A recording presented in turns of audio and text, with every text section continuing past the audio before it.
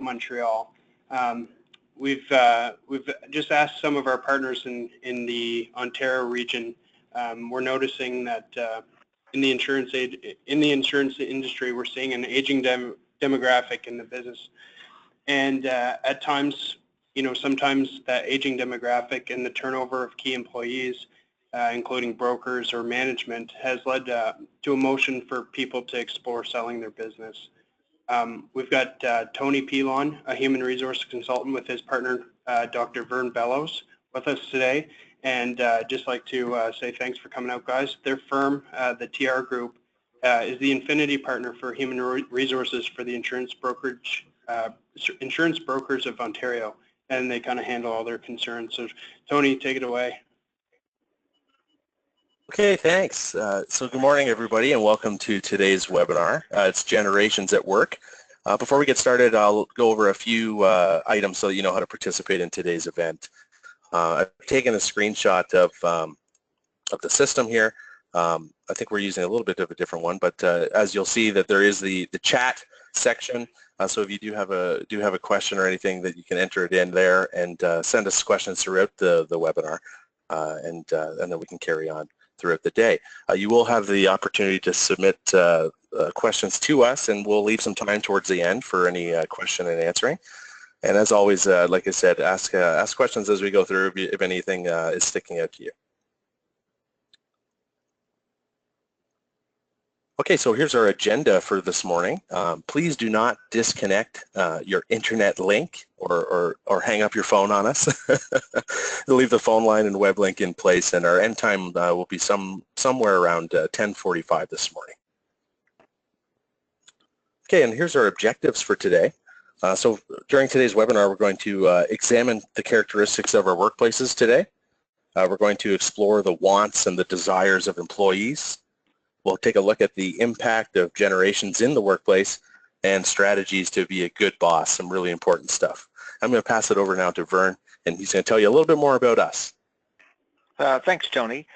So the TR Group has been around since 1978, and we provide three essential services: HR advisory, consulting, and training.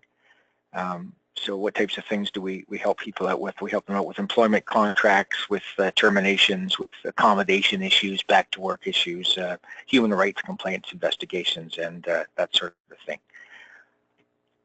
Our team comes from not only lots of years of experience in the business sectors, including insurance and financial services. Of course, we mentioned that we're the affinity partner for the Insurance Association of Ontario. We hold, all of our consultants hold academic qualifications in business and human resources, employment law and mediation, organizational psychology, and executive coaching and psychotherapy. So we cover the full range of services.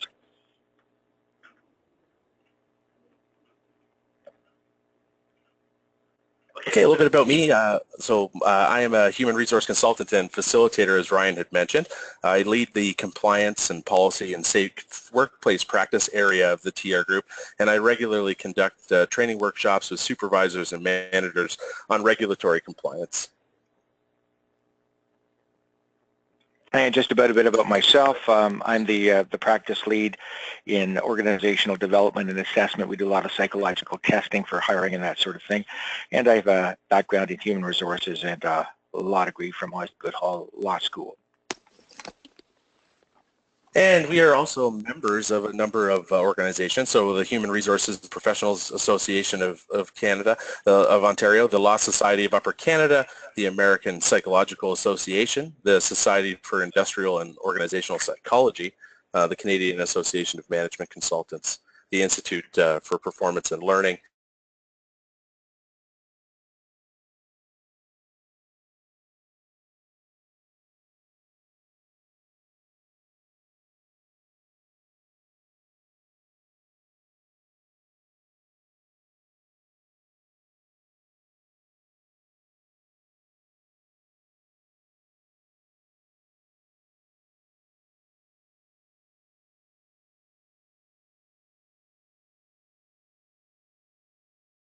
Our first prize of the day. First person to text us with the name, their name, and their insurance brokerage. First group to text us at 613-920-6858. I'll repeat that, 613-920-6858. Oh, did I give the wrong number? Yeah. Sorry. It's 613-920-0658. That's 613-920-0658. Okay, first person that texts us with their name and insurance brokerage wins the first prize of the day. And we'll see if anybody sends us. Otherwise, we could just be talking to ourselves. Anyway, we've got a few prizes to give away today, so we got it. We got it. Okay. Nice. Sharon Hiscock from Fairway Insurance, you're our first prize winner of the day. Nice. Okay, congratulations. You win our first Tim Hortons gift card of the day. So thanks for texting us. Okay, so what do we know about today's workplaces? Let's set the context for sort of what's going on. And we'll look at a myth or a fact here. So here's the questions. Millennials want what older generations have always wanted. True or false, myth or fact? Well, let's take a look at this. Well, the sad fact is that millennials actually want what everybody else wants. This is what the surveys have said. And this comes from the Center for Creative Leadership in the United States, the big think tank. They did a major study worldwide. It was the most comprehensive on millennials, 25,000 respondents. And they found that millennials want an interesting job that pays well. They want to work with people that they like and they trust, particularly important with managers, that they trust their manager, that is. They want access to ongoing professional development. They want opportunities to advance. They want to be shown appreciation, and they don't want to actually have to leave their job. They want to stay in a good work environment. So nothing surprising there from any other group. Basically, what millennials want is what everyone else wants, except they express those things in different ways. And just before we go on, let's talk about the open door policy as an example. If you talk to a boomer today, an open door policy means that if you have a complaint, that the door is open, that I can come in and express those concerns. If you're dealing with a millennial, and this is a good example because Tony and I work together, and I'm a boomer and Tony's a millennial. What's an open door policy to you, Tony? I think typically it's that I can reach you by text, and it's immediate, and that I don't have to walk all the way down to your office in order to get the answer that I'm looking for. Yeah, so that's the difference. I mean, just we will both want the same thing. We want to be able to communicate each other. We're just doing it in different ways, and that's a lot of what millennials are. I don't think there's anything new about millennials, different approaches, but causes some friction in the workplace, and we're going to explore some of those things today. So here's some interesting facts from the Conference Board of Canada, and I think they're a bit alarming and a bit predictive of what's actually going on in the workplace today. So this was a survey that was done across Canada, not just in the insurance industry, but a mixture of all employees, of all employers, I should say. And this was done about 5 years ago, so it's the latest data.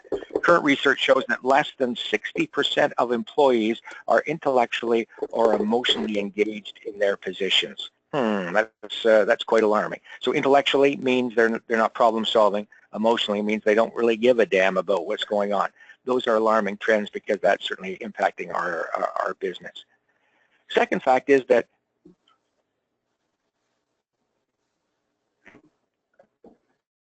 our millennial and his technology is letting us down here today. Anyway, 52% of employees would take another job if offered today. So that means almost half of your employees, if someone were to walk in and give them a better offer, they're going to walk today. That combined with lack of intellectual or emotional connected means they're not really buying into to what it is that you're offering.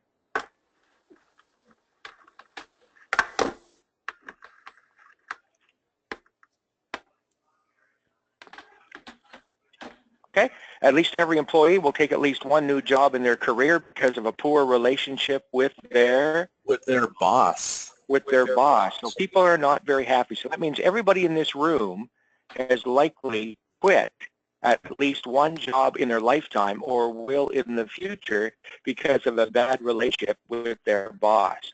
Not a particularly good sign. So what in actual fact does all of this mean?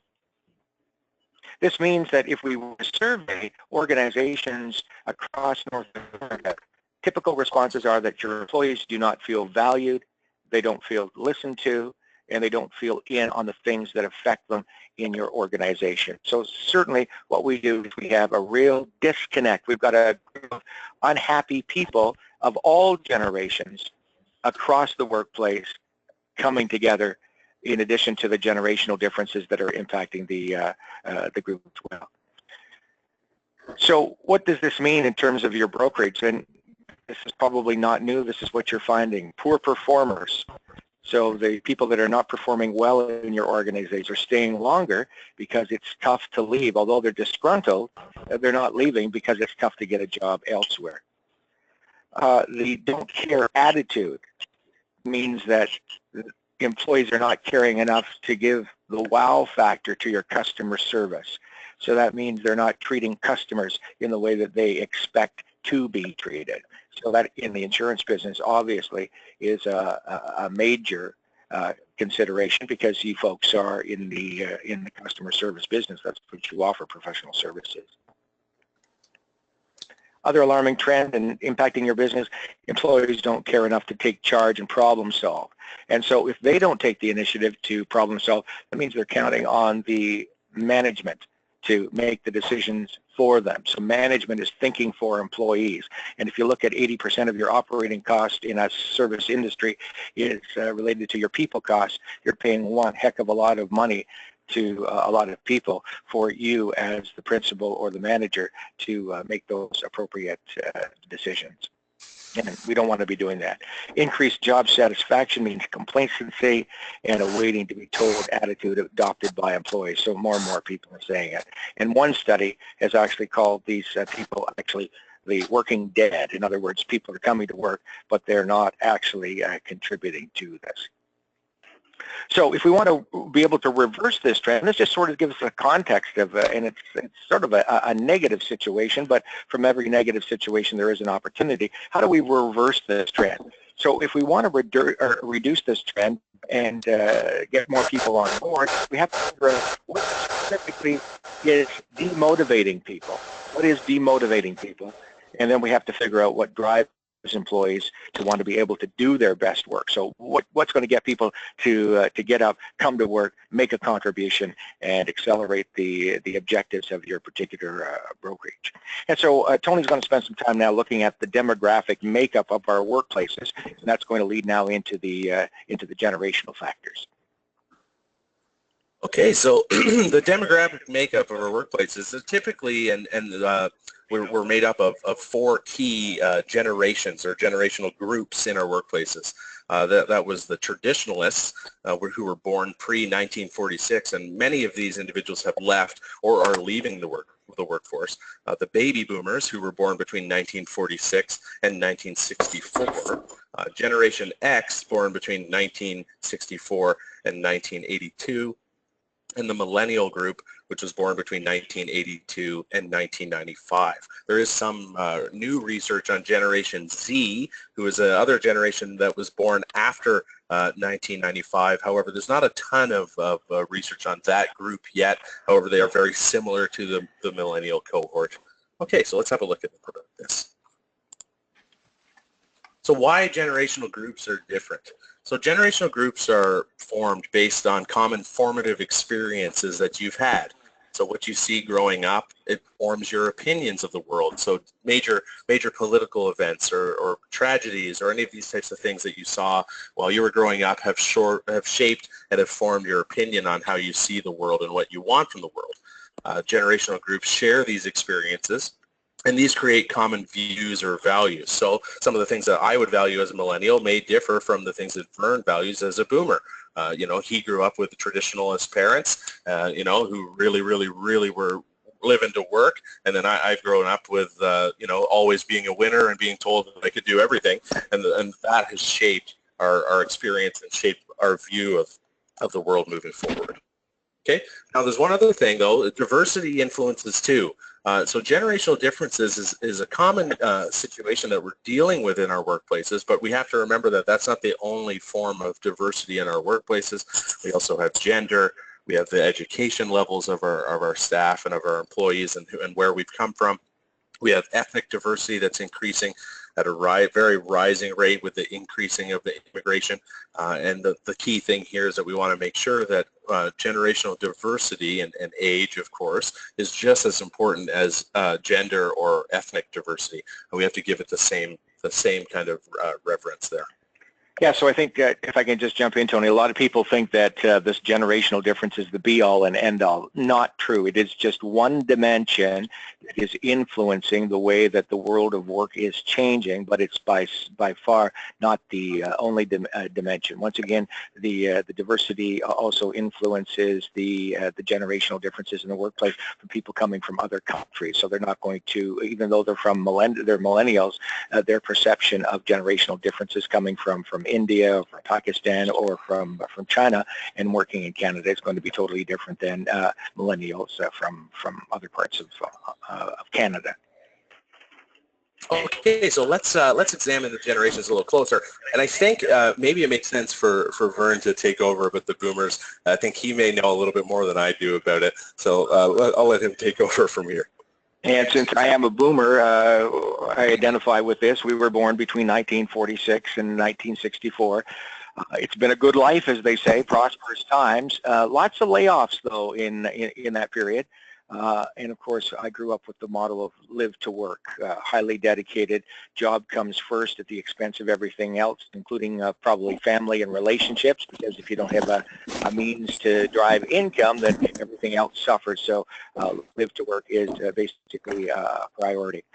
We like talking on the telephone or face-to-face communication, not as excited about using new technology as we should be, although I'm fairly technologically driven just because of necessity, probably not because of the need. Don't forget, this generation of boomers, when we grew up after school, we were outside playing sports, playing in the field. Now kids come home and they're watching TV instantly, and they're more passive than we were. So, of course, I didn't grow up with the first-hand digital stuff. That was something I inherited later.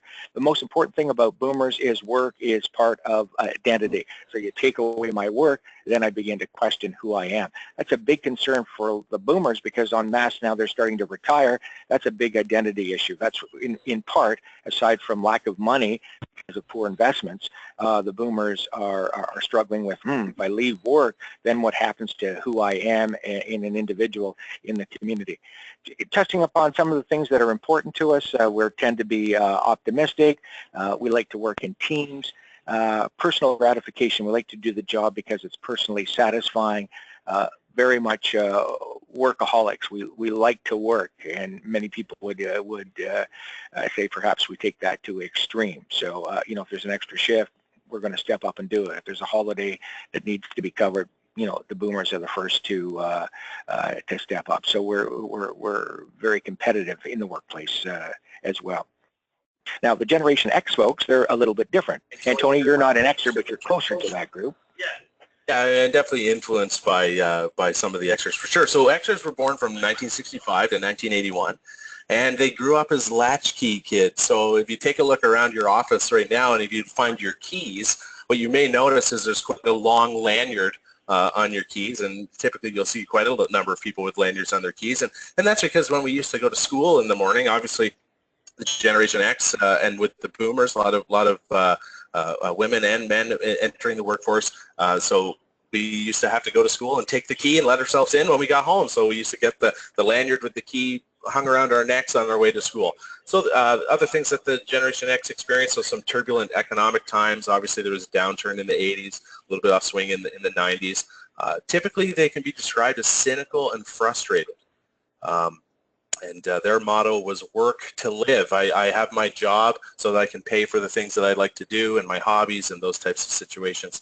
They expect their career to keep moving forward, or they may leave an organization. There was a change from job security to career security. They're very independent-minded, and they have a desire to obtain work-life balance. A little bit less of workaholics. However, some would show a little bit of that because they watch their parents, and that's how they grew up watching that type of work. But they do want to obtain that work-life balance. Okay, some of the values of the Generation X, obviously they value diversity, the start of techno-literacy, the start of using a lot of technology in work, They like fun and informality. They self-reliance, really relying on themselves to get the job done. They're very pragmatic, very realistic because of the turbulent times that they grew up in and that formed their experience. They realized that perhaps a job may not always be there for them. There was very results-oriented and lots of individualism and very, very apt to challenge the system. So let's have a look here at the difference between Generation X. And so let's have a look here at the difference between Generation X and Boomers, okay? The difference between Generation X and Boomers are that many of the Generation X are distrustful and anxious about the work situations that they find themselves in because of layoffs and because of less job security that they found themselves in through their experience. Again, they're frequently frustrated with work. Sometimes they may actually pass on promotions to preserve work-life balance, so that comes into effect. It's very, very important to them. But they watch their parents work very hard, and they learn strong work ethic because their parents typically made them earn what they had. And what this ended up in, and this resulted in high levels of professionalism, high levels of work ethic, of critical thinking and problem-solving skills, of creativity and innovation. Okay, so that you can see a lot of that type of thing happening as we move from the 80s into the 90s too, with the boom of innovation. Hey, let's have a little chat about millennials.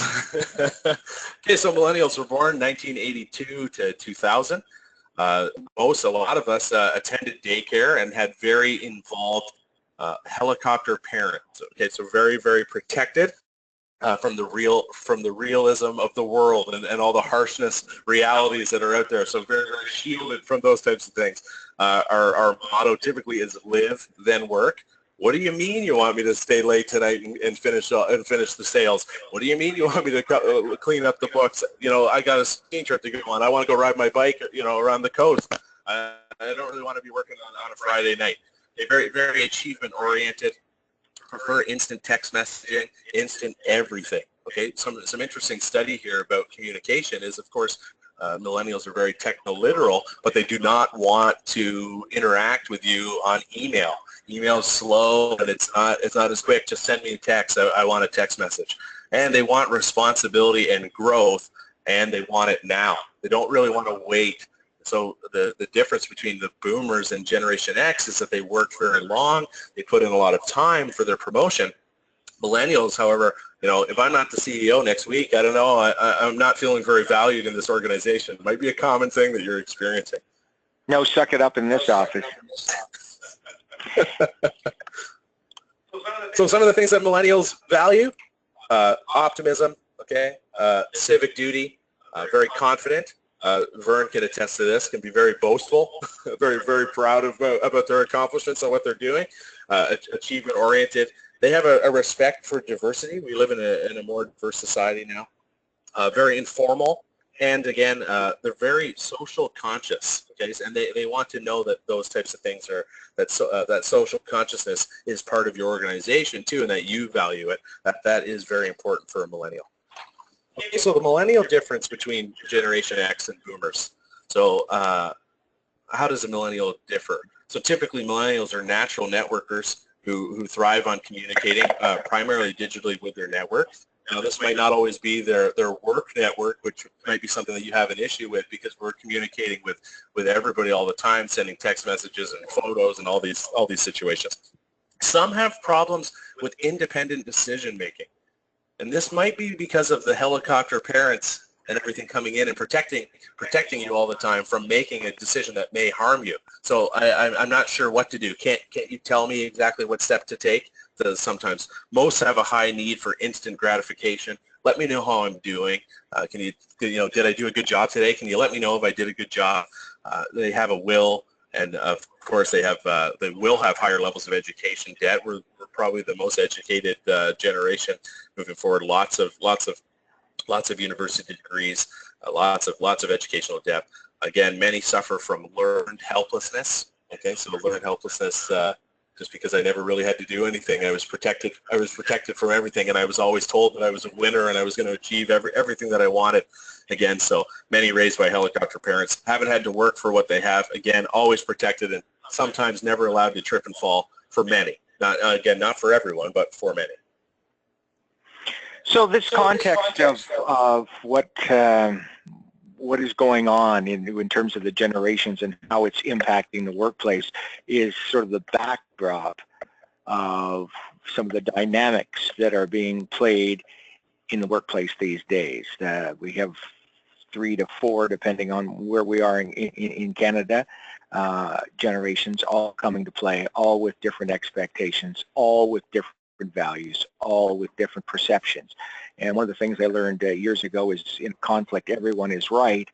You've got to remember it's just not the only right. So everyone is right, it's just not the only right. Everyone has a perspective and their perspective is valid. We can't get people to change their perspective.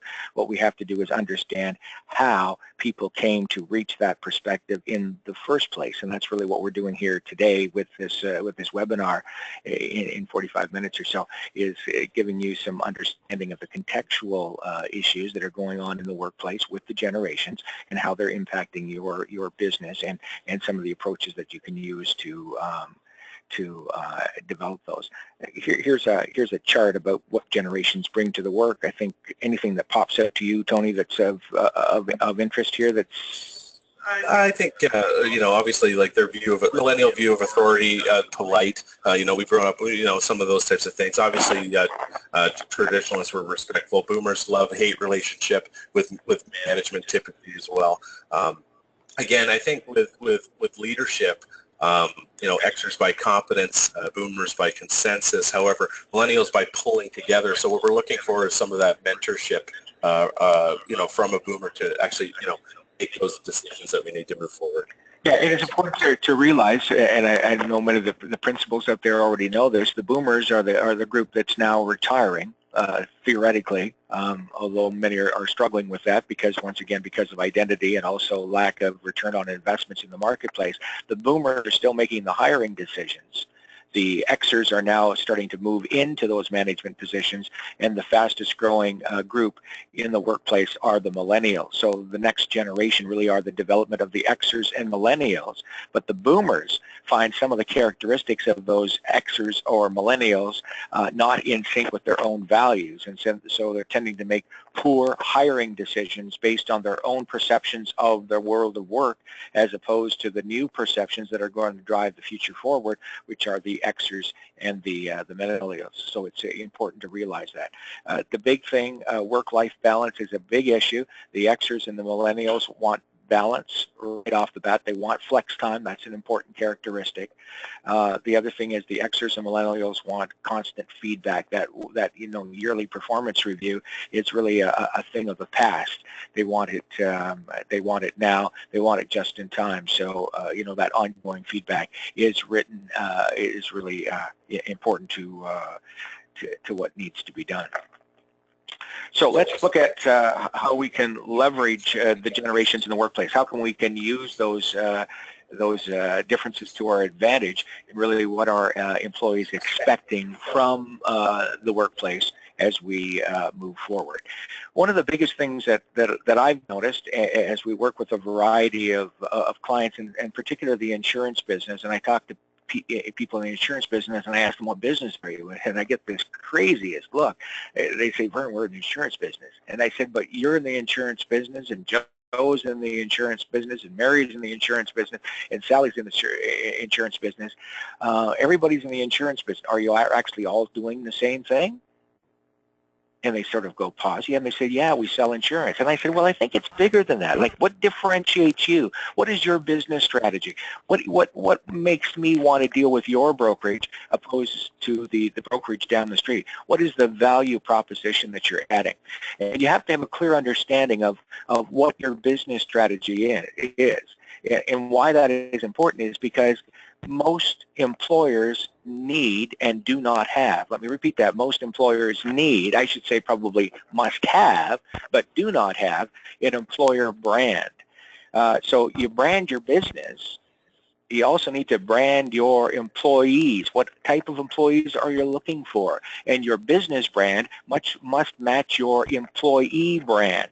And you do that by defining the desirable characteristics. So what is your business strategy? What is your mission and vision? What are you hoping to achieve? And then we define what are those variables, those compensable factors that when we hire new people, we are prepared to pay for, that's going to differentiate us between this brokerage and the competition. And everybody knows what we mean by an employer brand. If I were to ask Tony, I said, Tony, describe a worker that works at Disney. What do you think of? Right, someone who's happy and fun and is caring and attentive to the customer. Okay, and if you work at Apple, what type of employee works at Apple? Somebody who's technologically savvy, who understands the product very well, and is attentive to the customer again. And what about if I were to say the word WestJet? What comes to mind? WestJet, friendly, definitely caring as well, compassionate. Obviously, they're very hands-on and very knowledgeable about the service. And they like to have fun. And it's employee. So if I throw out larger companies, I typically can create an employee brand or identify with an employee brand. This is what you need. It's the first step to attracting, engaging, and retaining people. You need to define who you are as a business, not in terms of the business objectives, but in terms of your employer brand. What are the type of employees that you want, and how do you add value to bringing those people in and making this a nice and good place to work? So we can't spend a lot of time on that, but the employer brand is fundamental in this approach of attracting Xers and millennials, because through social media they determine very quickly what is the culture, what is your brand, and whether I want to work for you or not. And you're all scurrying right now to find good employees, because the old folks like Vern are getting ready to retire over the next few years. The boomers are leaving, and the next generation are people that want something different than what Vern wanted when he worked for your brokerage. Okay, so let's have a little look here. Earlier at the beginning of the webinar, we talked about how many employees were not engaged. 60% of employees were not emotionally or intellectually engaged. So many organizations are trying to eke out more from less resources as costs of things rise. Obviously, we're trying to do more with less. If your organization does not have a fully engaged and motivated workforce, it's going to make meeting your mission and your employee brand that much more difficult. If your employees are not engaged and motivated, obviously you're leaving money on the table through lost productivity, through lost creativity and contribution to your workforce. Okay, so what is motivation, Vern? Okay, so motivation, there's two types of motivation. There's what we call intrinsic motivation. That's something that comes from within, something that I want to do, that I find self-satisfying. Extrinsic motivation is something that comes from tangible things. I can give you a raise, I can give you a promotion. Extrinsic motivation comes from dangling the carrot, paying you money. Now, everybody seems to think that money is a motivator. Let me repeat, money is not a motivator. Money is not a motivator. We know that every CSR in the insurance business is paid approximately the same amount of money. So what keeps them loyal to your business? Obviously, that paycheck continues to come in, but other things. They like their boss. They like their colleagues. It's a fun place to work. So those are the things. We try to look for not extrinsic motivators, but intrinsic motivators, the things that people like to do that value their sense of worth. So what we need to be focusing on the workforce is developing intrinsic motivation as opposed to always making extrinsic motivation. Once again, extrinsic motivation is only a motivated factor if we're exploited. So if somebody's making $10,000 a year and I'm making $60,000 a year, if I'm not paying what everyone else is, then of course I'm not going to be as motivated. But we know that everybody in all industries are paid approximately the same amount of money. Okay, and what's the importance of this? So obviously disengaged workers can result in decreased customer satisfaction. It results in lower productivity, bad bottom line performance, and talent loss. Okay, so I'm going to move on. I'm not connected. Again, if less than 60% of employees are intellectually or emotionally engaged in their position, how much are we losing? How much are you losing because of that? So we want to motivate to engage workers. That's what we're trying to do. We're trying to motivate to keep them engaged. The more engaged they are, the less likely they are to leave to the organization. The more engaged they are, the more of a contribution they make. The more engaged they are, the more intellectually and emotionally connected they are to your job. The more engaged they are, the more that they're contributing and you're achieving your business objectives. Okay, so obviously we have the different generational groups and with different formative experiences, so how do we motivate them? So previous generational groups like the traditionalists and the boomers have had a very different formative experience than Generation X and the millennials. You know, they want and value and prefer different things. Okay, but do we treat or interact with them any differently? Like Vern said, a lot of boomers are making the hiring decisions. Are we hiring people based on the values and the things that we want as a boomer rather than what they may want as a Generation X or a millennial? Okay, so the boomers and Generation X did experience some of the similar things in the workplace. So boomers and Generation X experienced hard work and advancement by virtue of time commitment. I spent a long time at the organization and I moved up based on the amount of time that I stayed there. Okay, the obviously slow advancement through the organizational ladder, harsh reality checks. You were told frankly how you were doing on the job or how you weren't doing on the job, very frankly. Okay, loss of security and trust due to job loss, again, often resulting from downsizing and restructuring, and the sacrifice of work-life balance for career advancement. Okay, so millennials have experienced something a little bit different. Continual reinforcement of their worth and value, always a winner, okay?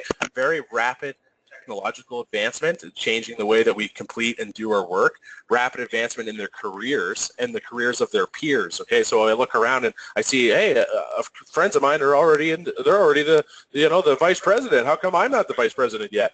Changes in how they act and communicate, drastic increases in the availability of information, and increased need and desire for self-reliance. Okay, we definitely want that for sure. So that's what we've experienced. That's what they've experienced so far.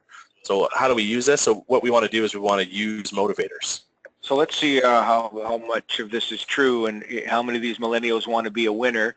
I think we have another Tim Hortons gift card here to give away, Tony. So what's the text number? 613-920-0658. 613-920-0658.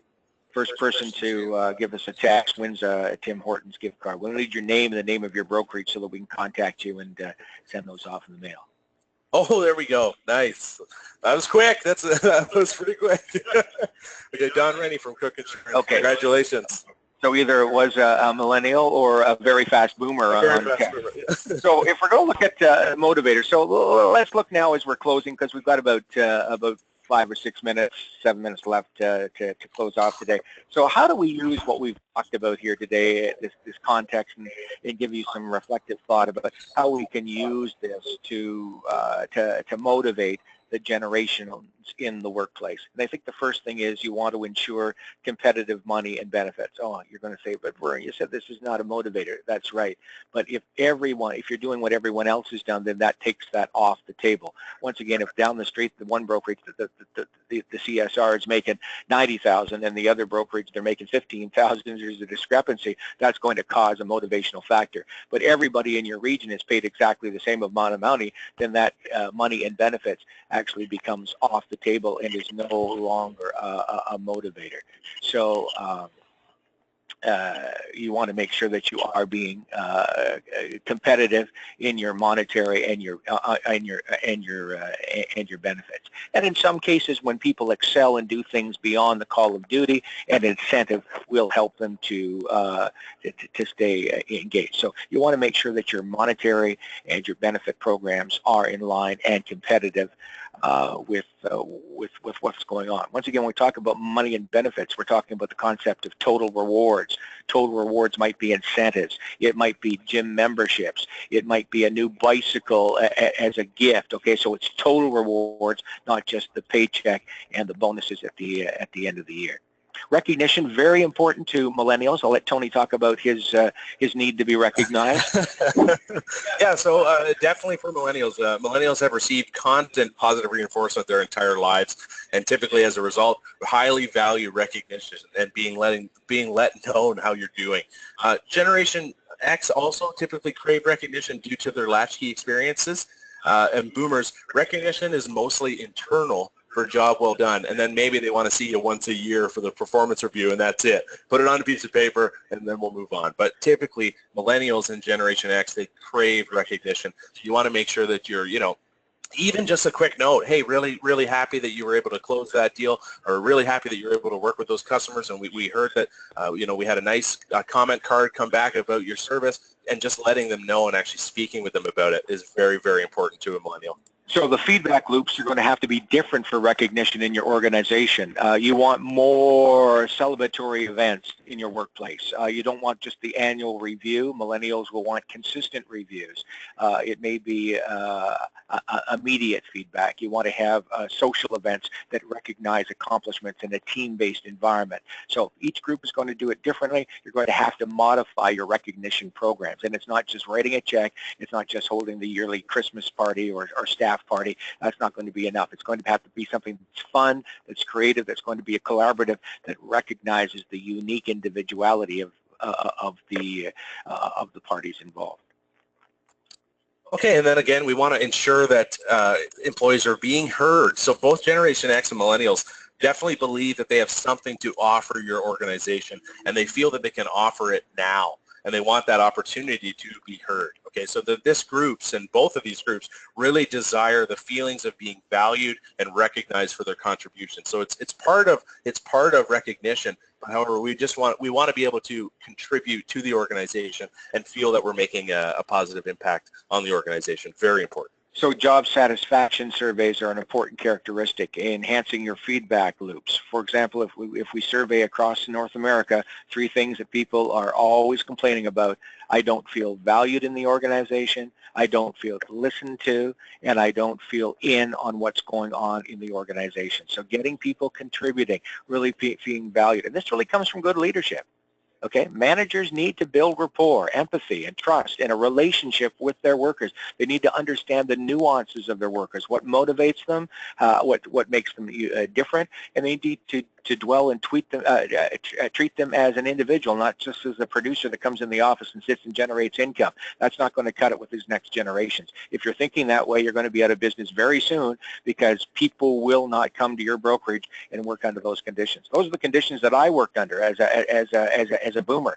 That's the type of environment we were looking for. We came to an organization, started at the bottom, we worked hard, and we rose. But we worked and we sucked it up. The next generation is not going to suck it up.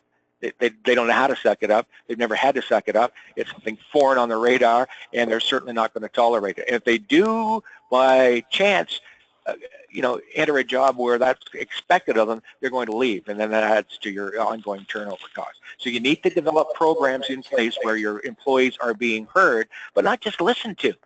Damn it, they want to be valued and they want to make a contribution. Those changes that they suggest have to be operationalized so that they can see the tangibility of what it is that they have suggested and have seen it manifested. Okay, and then career advancement, obviously we talked a little bit about that. Millennials have been told that they can accomplish basically anything that they want their whole lives, and very few have ever failed. We've never failed in any schooling that we've ever been through. We've made it all the way through with great grades, and we want to move up the ladder very quickly. And Generation X typically just wants to finally move up the ladder.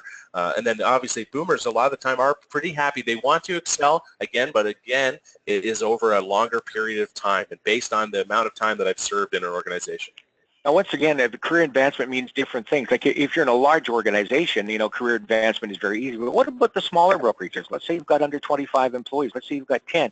Career advancement can also mean enhanced responsibility. The more responsibility that they take on also leads to career advancement because they're developing their skill. So it doesn't mean just a move up in the food chain. It means enhanced responsibility, latitude, control. That also adds to career advancement and keeps people engaged. Remember, the more control people have over their workplace, the happier they are, the more engaged they are, the more that they'll want to stay with your organization. Okay, and another thing we want to do is we want to ensure that we have training and skills development. So all the generations groups have experienced or seen or heard their predecessors losing their jobs due to restructuring or downsizing. And so Generation X and Millennials are skeptical of relying on an organization for career security. So I'm hoping that you're going to train me with some skills so that I am increasing my own personal worth and my own value. So there's high value that's assigned to training and skills development, especially transferable skills, because I can't rely on my job to be there forever.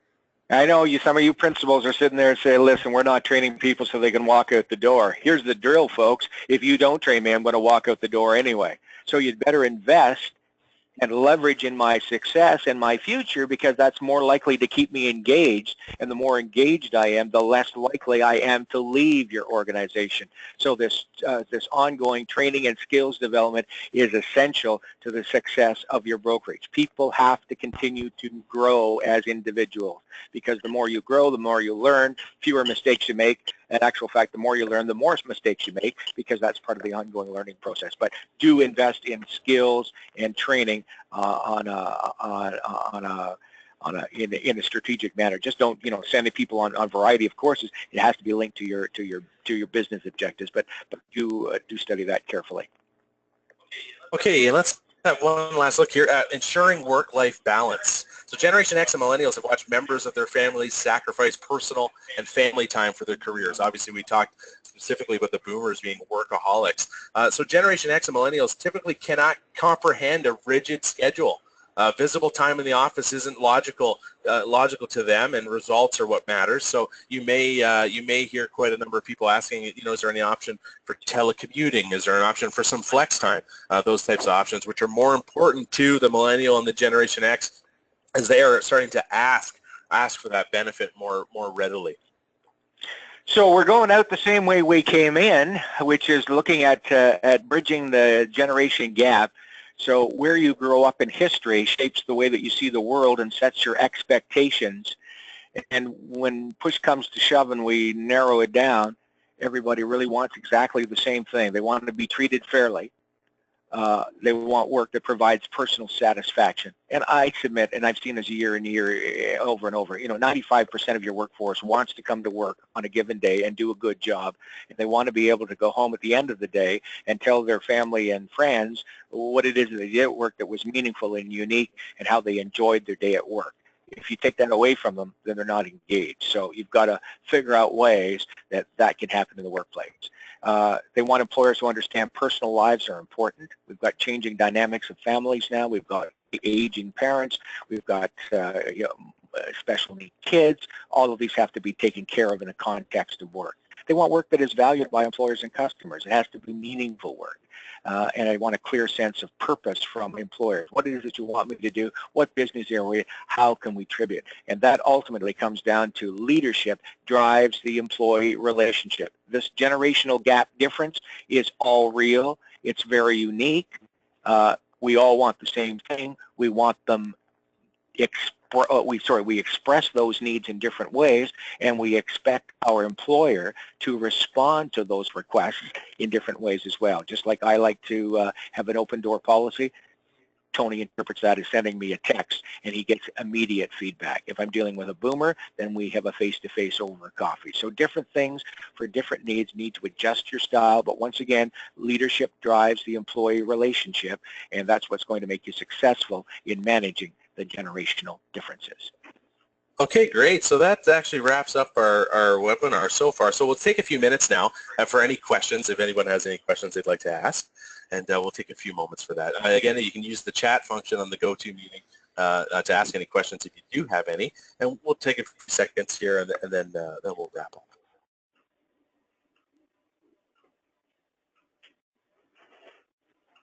Hopefully someone's going to chat, because Tony needs instant gratification. So yeah, at least send a message that you like at least send a message that you enjoy the webinar, please.